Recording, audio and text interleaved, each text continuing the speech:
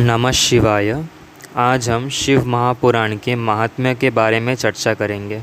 यह महात्म्य स्कंद पुराण का अंश है।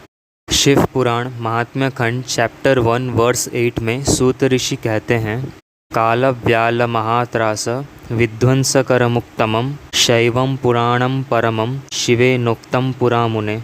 मतलब, शिव पुराण पढ़ने मात्र से सर्परूपी काल यानी मृत्यु नष्ट हो जाता है। शिव पुराण महात्म्य खंड चैप्टर 1 वर्स 10 में सूत ऋषि कहते हैं, एतस्माद् परम किंचित पुराणाच्चैव तो मुने न विद्यते मनः शुद्धये कलिजानां विशेषतः। मतलब, इस कलयुग में मन को शुद्ध करने के लिए शिव पुराण से श्रेष्ठ साधन कुछ भी नहीं है। शिव पुराण महात्म्य खंड चैप्टर 1 वर्स 12 में सूत ऋषि कहते हैं, एतत् शिवपुराणं हि परमं शास्त्रमुत्तमं शिवरूपं क्षितो ज्ञेयं सेवनीयं च सर्वथा। मतलब, ये शिव महापुराण सारे शास्त्र में सर्वश्रेष्ठ यानी उत्तम है और सारे शास्त्र का सार है। यह भगवान शिव का ही वांग्मय स्वरूप है, इसीलिए इस शिव पुराण को अवश्य पढ़ना चाहिए।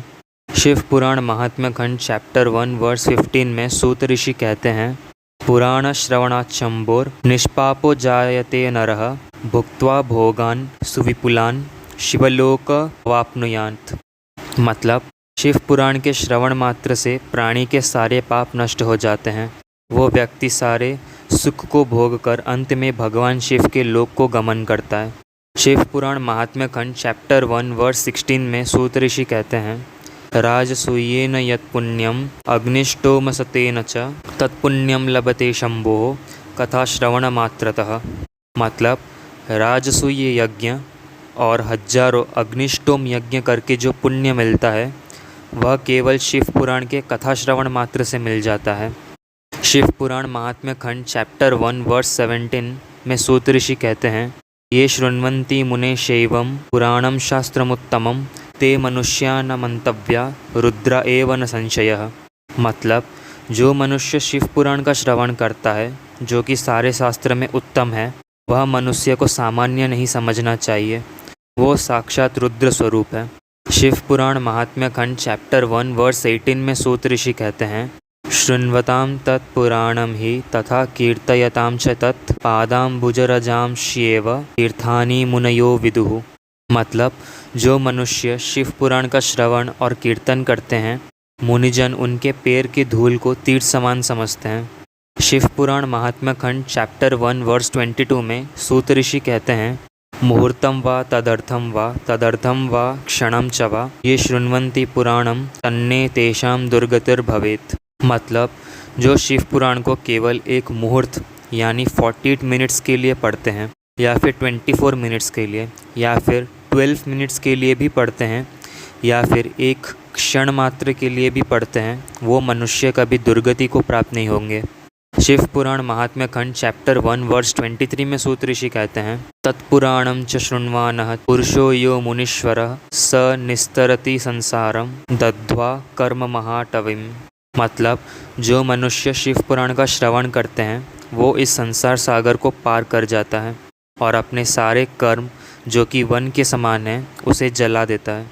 शिव पुराण महात्म्य खंड चैप्टर 1 वर्स 24 में सूत ऋषि कहते हैं, यत् पुण्यम सर्वदानेषु सर्वयज्ञेषु वा मुने शंभोः पुराण श्रवणात् तत्फलम निश्चलम भवेत्। मतलब, दान तपस्या आदि से जो पुण्य प्राप्त होता है वह पुण्य शिव पुराण के श्रवण मात्र से मिल जाता है। शिव पुराण महात्म्य खंड चैप्टर 1 वर्स 25 में सूत ऋषि कहते हैं, विशेषतः कलौशैव पुराण श्रवणादृते परो धर्मो न पुंसाहि मुक्ति साधन कृन्मुने। मतलब, इस कलयुग में शिव पुराण से श्रेष्ठ साधन कुछ भी नहीं है जो मुक्ति प्रदान कर सके। शिव पुराण महात्म्य खंड चैप्टर 1 वर्स 26 में सूत ऋषि कहते हैं, पुराण श्रवणम शंभोर नाम संकीर्तनम तथा कल्पद्रुमफलम सम्यक मनुष्याणां न संशयः।